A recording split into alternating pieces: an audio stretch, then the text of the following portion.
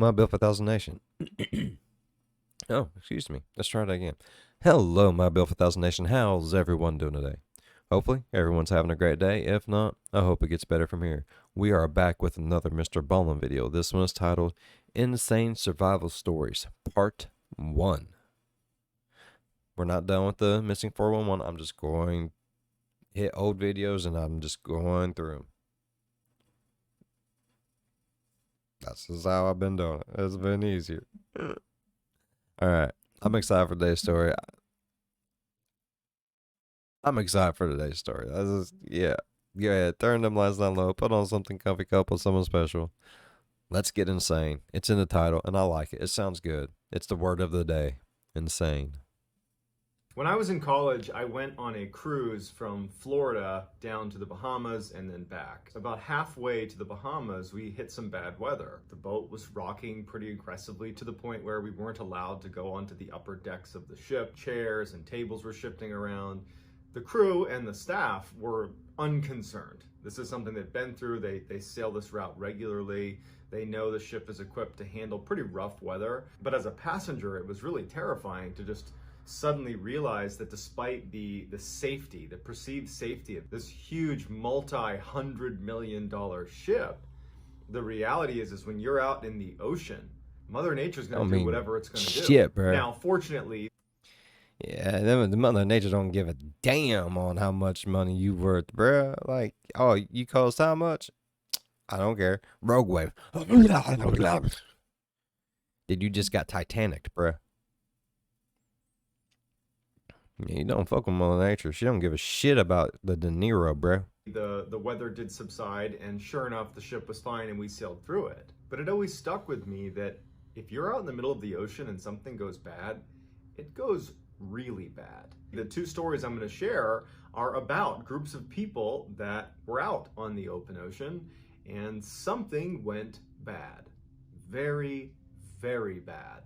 Before we get going on today's stories, if you're a fan of the strange, dark, and mysterious delivered in story format, then you have come to the right channel, because that's all I do, and I upload 3 to 4, sometimes even 5 times every week. And if that's of interest to you, I would encourage you to gently armbar the like button and then subscribe to my channel and turn on all notifications so you don't miss any of those weekly uploads. All right, let's get into the stories. Let's do it.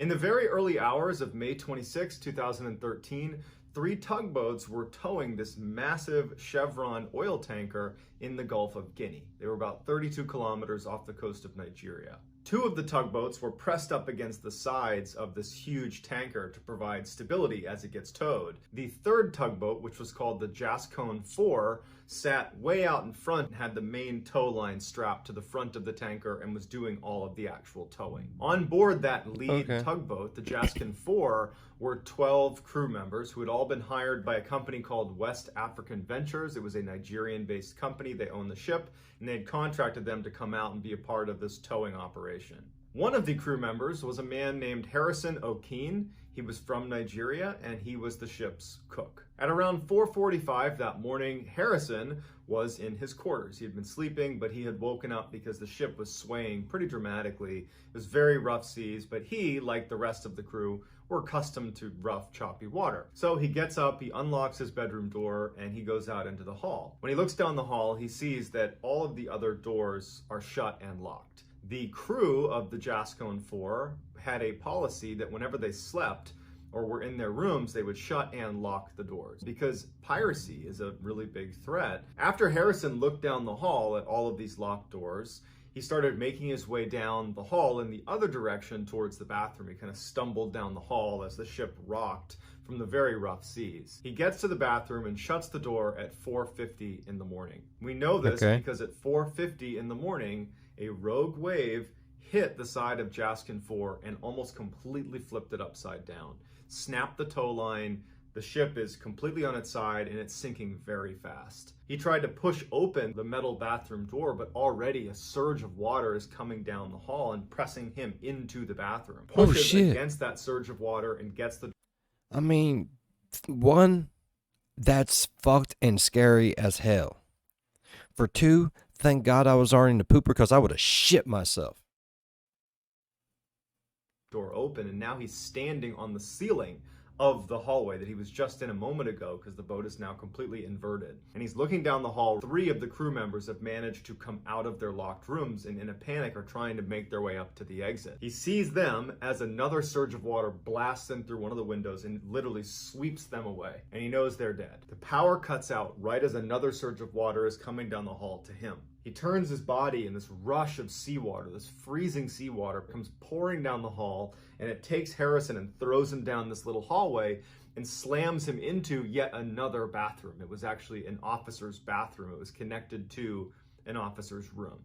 And so now he's inside of this other bathroom, and he's kind of like clamoring naturally, instinctively, to go up to try to get to air, because that's what anyone would do if you're underwater in a panic. And as Not at he's this swimming up, moment. he couldn't believe it when he gets to air. His head clears the surface. Oh, in the thank bathroom, God. And he's in an air pocket, but it's pitch black. All the power is out. The ship is rapidly sinking. The water is freezing. Harrison has only got his boxer shorts on. He doesn't have a light source. He doesn't have food. He doesn't have water. And he has this couple cubic feet of air that any moment he's waiting for it to collapse. He knows these are his final moments, and he remembers a prayer that his wife had texted him before he started this particular job, and he started reciting the prayer in his head as he waited to die. The ship slams into the ocean floor, but the air pocket doesn't collapse. So Harrison is in this tiny little air pocket 30 meters below the ocean's surface. Oh, shit. At this point, even though Harrison has no idea how he just survived the shipwreck, he now has to deal with the fact that he's eventually going to run out of air. He'll die of dehydration. He'll die of exposure. He's in freezing water up to his neck. And most terrifyingly, sharks and other animals are going to start converging on the ship to look for food. And he is in a bathroom that, although there's the air pocket, the door is open into the main hall, and his entire body is inside of this bathroom, meaning if a shark... What if he shut the door and like sealed around it and just kept flushing the toilet? Would that help? No, yeah, no, yeah. Maybe. I mean, it's worth a fucking try, bro. were in the hallway, swimming down the inside of this hall, and it made it to the bathroom. He's completely exposed with no way to shut the door. It was wedged open. So his lower half is completely exposed to whatever wildlife is inside of this ship. So he literally is just waiting to die. He just doesn't know how he's going to die. After sitting there for quite a while, terrifying. He started to feel very cold, and he knew that if he didn't find a way to get his body a little bit higher into the air pocket, basically get his upper body out of the water, that he was certainly going to die soon, just from hypothermia. Even though he knew he was doomed, his will to live was it was bubbling through. He did not want to die yet. And as he's sitting there thinking, how is he going to get himself up into this air pocket? Because he had nothing he could step on or kind of stand on. He realized that right next to him, there was the officer's room. This was the officer's bathroom. And the door was open. He could, if he wanted to, he could dive down and swim through the door and go into the officer's bedroom and look for supplies. And in his mind, he thought he could probably pull off some of the paneling, because it's going to be pitch black in there. If you just swam straight to the far side of the room, you could get to some of the fake wood paneling or whatever it was, and he could yank it down. And as he's building up his courage to dive into pitch black water, he starts hearing this horrible sound of large sea creatures smashing into the boat. They were basically looking for entrance points into the boat. And then they would come into the boat, sharks, and he could hear them bumping up against the insides of the ship. And all he's thinking is, I'm completely exposed. I'm doomed. I gotta go. I gotta go in there. I gotta at least make an attempt to save myself. Yeah. And so listening to sharks and other animals searching for things to eat. Man, I'm getting stressed. I just need a second. I'm starting to get itchy. I need a fucking minute, MrBallen. Just, if you got 'em, smoke 'em situation. You know what I mean?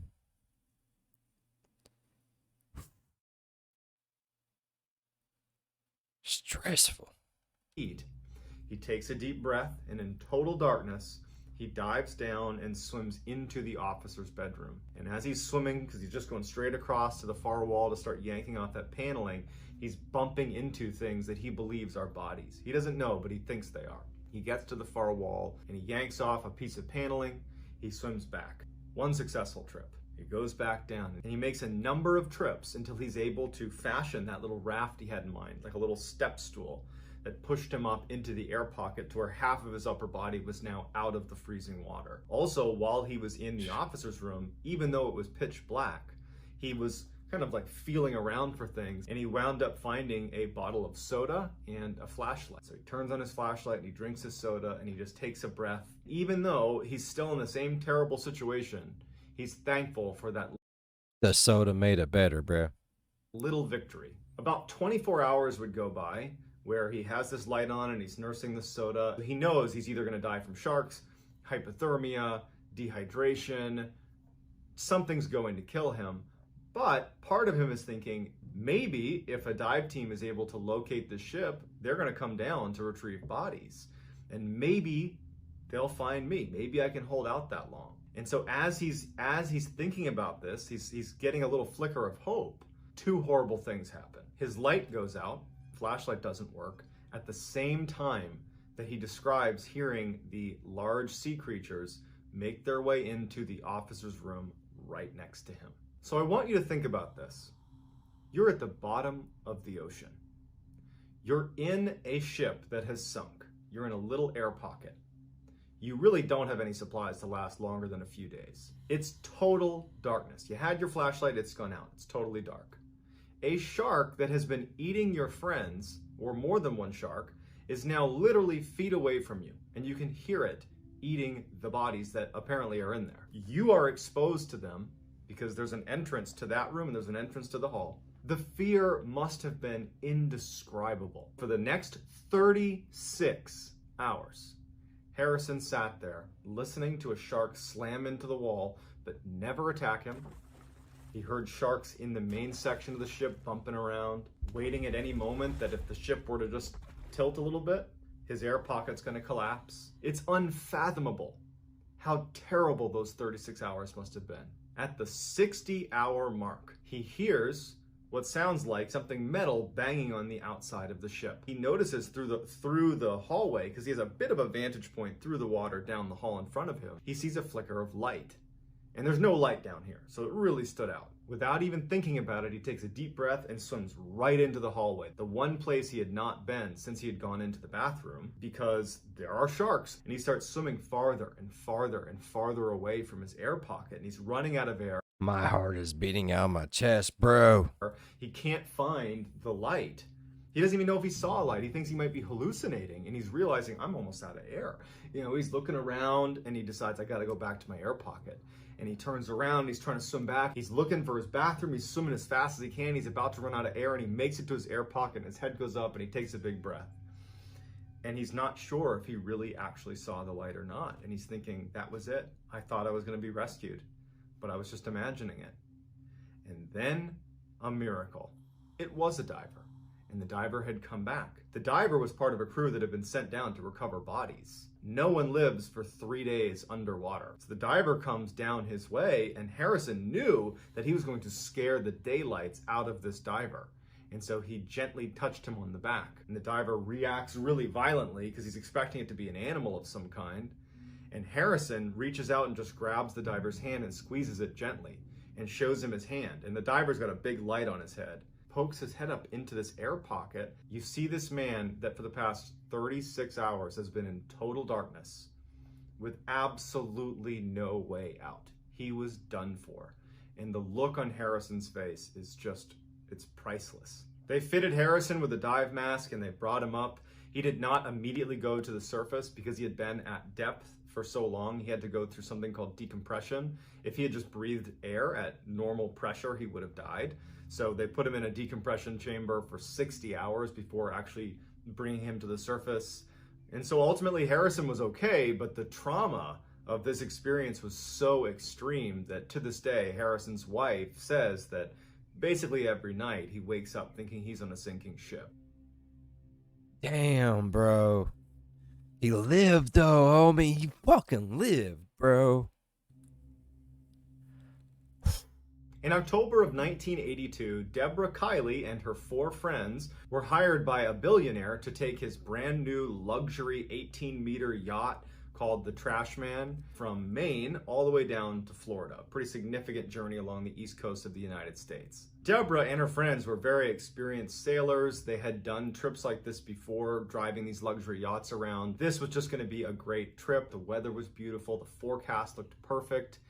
And they were off. 2 days into their journey, when they were off the coast of North Carolina, a freak storm came out of nowhere, and all of a sudden their ship is in this massive, massive storm. And despite their best efforts to keep water from coming in, eventually the ship begins to sink. And so as the ship is clearly sinking, the crew has to abandon it, and they jump into the violently surging sea, and they climb aboard this little tiny life raft with no food, no water, no life-saving equipment.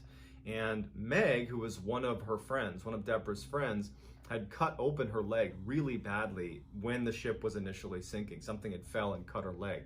So she's bleeding into the water. As they clambered into this dinghy, Deborah remembers something nudging one of her legs and looking out and not just seeing 1 or 2 sharks, but she described seeing hundreds of sharks. 18-foot-long tiger sharks who will eat almost anything. Holy shit. Including people. Had Yeah. detected Meg's bleeding leg when she was holding on to the dinghy before she climbed in. They had all swarmed the area, and they start feeling bumps underneath their raft as the tiger sharks are swimming up and ramming into them. The storm ultimately passed, and daylight broke, and they're out in this dinghy. They don't know what to do. They're surrounded by all these sharks that are literally swimming around them. They have no resources. They have nothing. They have no way to save themselves. Meg was becoming very sick from the wound in her leg, and everyone knew that probably they were going to die out here. So desperately thirsty were some of the crew members that they began leaning over and drinking seawater until they would vomit. And it was around this time, when they were drinking seawater on the 3rd day, that some of the hallucinations began. They all would see ships in the distance, and they would hear things that weren't really there. They were losing it. And it was also around this time that John, one of the crew members, said that he saw land, and he leapt out of the boat. They screamed for him to come back, but he lost his mind. And they said he only made it about a few meters away from the boat before they hear him start screaming, and the sharks swarm him and pull him under the water. Deborah would say that when this happened, they heard the scream and they all ducked down inside of the boat. Didn't say a word, didn't even react to it. They knew what was happening, and they knew what was going to happen to them. They were all going to die out here. Shortly after John had jumped in the water and been eaten by sharks, Mark stands up and says that he needs to get something at the store. He was clearly hallucinating. The other 3, they tell him, "You're hallucinating, get back here, sit back down." He wasn't having it, and he stepped off the boat. Immediately, just like John, the sharks swarm him, except they pull him underneath their life raft. In fact, Deborah would say that the violence of the sharks attacking him caused their dinghy to spin. And much like when John had been attacked, they all just laid there in silence because they knew that they were all doomed. By the 4th day, everybody was on a steady decline. They didn't have any water, any food. Meg especially was outright dying. I mean, she had this horrible wound that had gone untreated. And at some point, Deborah and the other crew member who was not hurt, his name was Brad, they fell asleep. And when they woke up, Meg had passed away from her infection. They took off her jewelry and any of her valuables they could give to her family. And then they put her on the edge of the boat. They said a couple words, a little funeral for her, and then they pushed her into the water. And then they laid down inside of the raft as the sharks attacked. At this point, Deborah and Brad, the last 2, they are laying in this lifeboat, fully exposed to the elements. They have no way to save themselves. And at some point they fell asleep, and they probably thought they wouldn't wake up again. But they woke up on the 5th day, and Brad looks out and thinks he sees a ship. And so he looks down and looks back up to make sure he's not hallucinating, and he still sees the ship. He looks down again and looks back up, and it's still a ship, and it's coming closer to them. And he tells Deborah, "Hey, there's a ship. I'm not imagining it. There's a ship." And she does the same thing. She kind of looks away, like, is that really a ship? And sure enough, it was. And they start waving and using all their energy to try to get this ship to see them, and the ship has clearly seen them. They're waving back. That ship would end up coming over, scooping up Deborah and Brad, getting them to a hospital, and they would make full recoveries. Deborah would go on to be an incredible motivational speaker, as you can imagine, with an experience like that. And she also wrote a book about her experience being lost at sea. Brad would actually continue to go back to sea. He was an accomplished mariner. He would end up becoming the captain of his own ship, and he would regularly sail that route that they crashed on. It's hard to imagine Harrison, Deborah, and Brad going back to a normal life, but ultimately they did. You know, they had this incredible experience. I'm sure it was incredibly traumatic, but I'm sure it gave them a new sense of purpose in the life that they were now being gifted, because they really should not have been alive. Deborah would actually say in one of her keynotes that there's never a day you feel more thankful for life than the day you almost die. If you enjoyed today's stories, I would ask you to please... Man, gave him a whole new lease on life, bro. That's amazing. But, I mean, there's a lot of shit that went with it. Like, you know what I mean? Like, people just swam and got eaten, jumped in, got eaten, got pushed over, got eaten. There's a lot of people getting ate. In the bad way. All right, I really enjoyed today's video. Y'all enjoyed today's video as much as I did. Please go down there, man. That sounded really fucking weird. Hold on. And if y'all enjoyed today's video as much as I did, please go down there, hit that thumbs up. While you're down there going over, smack that subscribe button. Become part of Bill 5000 Nation. We do some crazy shit here. If you want to know when that crazy shit happens, ding that bell. If it works for you, jump on in on the premiere. Let me know in the live chat. Then leave a like and dip. That's all I ask. If you really want to support the channel, links in the description. Check out the store. Got some amazing merch. Can't tell me otherwise unless you check it out for yourself. As always, be good to one another. I'll see you in the next one. Bye-bye. Yeah, I ain't never going out into the ocean, the sea. I ain't going fucking no. I ain't doing it. I ain't doing it. I might do it, but I ain't doing it.